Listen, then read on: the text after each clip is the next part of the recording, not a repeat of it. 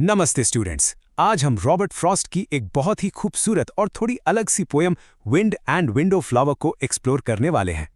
English education hub में आपका एक बार फिर से स्वागत है। ये जो कविता है ना, ये एक अधूरी प्रेम कहानी के बारे में है जो इंसानी रिश्तों की गहराइयों को बड़े ही अनोखे ढंग से छूती है।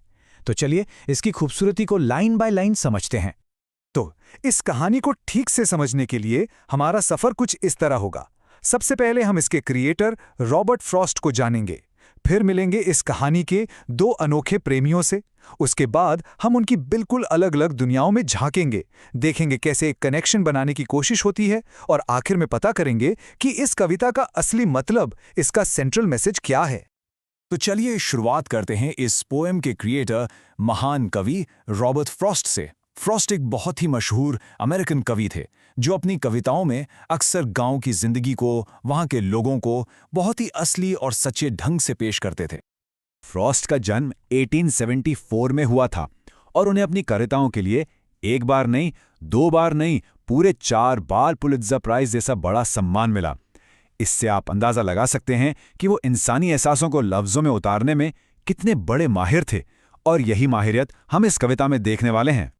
ठीक है, अब बहुत हो गई बैकग्राउंड की बातें। चलिए सीधे कविता में चलते हैं और मिलते हैं इस कहानी के दो अनोखे प्रेमियों से। कविता की शुरुआत ही एक अजीब से आह्वान के साथ होती है। कवि कहते हैं, lovers forget your love and list to the love of these. मतलब, ए प्रेमियों, एक पल के लिए अपने प्यार को भूल जाओ और इनकी प्रेम कहानी सुनो। और ये इनकी कौन है? यहाँ शी है एक खिड़की पर रखा हुआ फूल, और ही है सर्दियों की एक ठंडी हवा।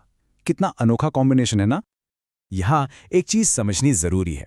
लिस्ट एक पुराना इंग्लिश शब्द है जिसका सिंपल सा मतलब है लिसन, यानी सुनना। और इस पोएम में सबसे इंपॉर्टेंट चीज है पर्सोनिफिकेशन का इस्तेमाल। इसका मतलब होता है बेजान चीजों को इंसान जैसे गुण देना। जैसे यहाँ एक फूल और हवा को प्रेमी बना दिया गया है।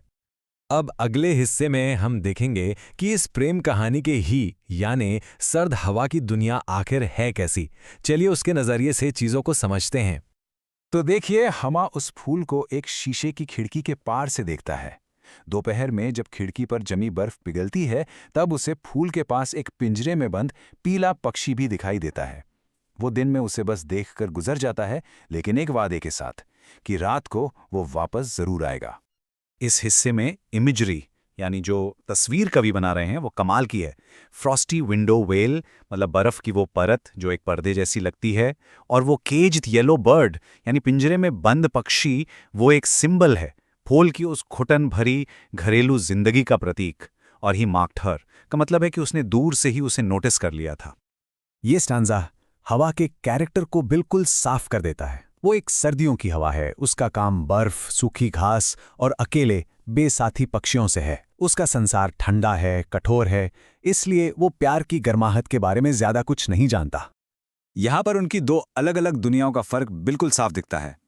एक तरफ हवा की आज़ाद, ठंडी और वीरान दुनिया है, और दूसरी तरफ फूल की गर्म, सुरक्षित लेकिन कैद दुनिया है, पिंजरे में बंद। दोनों एक दूसरे के बिल्कुल विपरीत हैं। लेकिन इतनी अलग दुनिया होने के बावजूद हवा उस फूल से जुड़ने की एक कोशिश करता है। अब हम देखेंगे कि वो कोशिश क्या थी और कैसे हुई। हवा खिड़की की दहलीज पर आकर एक आह भरता है, साइड अपॉन द सिल, और फिर खिड़की के फ्रेम को जोर से हिलाता है, गेव द सैश अ शेक। उसकी ये आवाज अंदर जाग रहे लोगों तक भी पहुंचती है। वो उम्मीद कर रहा है कि शायद वो उस फूल को अपने साथ उड़ने के लिए, उस गर्म सुरक्षित कमरे से बाहर आने के लिए मना लेगा। उसके आ भरने में एक उदासी है, एक तड़प है, और खिड़की को हिलाना उसका ध्यान खींचने का एक फिजिकल तरीका है। लेकिन उसका असली मकसद है to win her for the flight. वो चाहता है कि फूल अपनी वो आरामदायक गर्माहट और सुरक्षा छोड़कर उसकी आज़ाद ठंडी दुनिया में शामिल हो जाए। तो अब सबसे बड़ा सवाल, फूल क्या फैसला करेगा? क्या वो अपनी सुरक्षित दुनिया छोड़कर उस अनजान हवा के साथ चला जाएगा? सोचिए। तो हवा ने तो अपनी बात कह दी, अपना प्यार जाहिर कर दिया। अब देखते हैं कि फूल इसका क्या जवाब देता है और इस कहानी का अंजाम आखिर क्या होता है। लेकिन फूल वो बस एक तरफ को झुक जाता है, हल्का सा। उसके पास कहने के लिए कुछ नहीं होता, उसकी खामोशी ही उसका जवाब बन जाती है। और अगले दिन सुबह तक वो हवा, वो ब्रीज 100 मील दूर जा चुका होता है।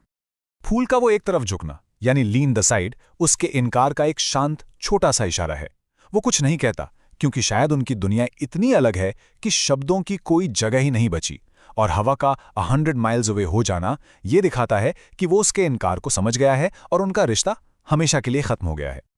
अब जब हमने पूरी कविता को लाइन बाय लाइन समझ लिया है, तो चलिए इसके गहरे मतलब, इसके मुख्य संदेश या थीम पर बात करते हैं। इस पोएम का जो सेंट्रल मैसेज है वो है अनअटेनेबल लव, यानी एक ऐसा प्यार जिसे हासिल नहीं किया जा सकता। ये दो ऐसे लोगों के बीच का प्यार है जिनकी दुनिया, जिनके हालात इतने अलग हैं कि उनका एक होना नामुमकिन है, बिल्कुल उस हवा और फूल की तरह। और ऐसी गहराई वाली कविताएं लिखना रॉबर्ट फ्रॉस्ट के लिए कोई नई बात नहीं थी।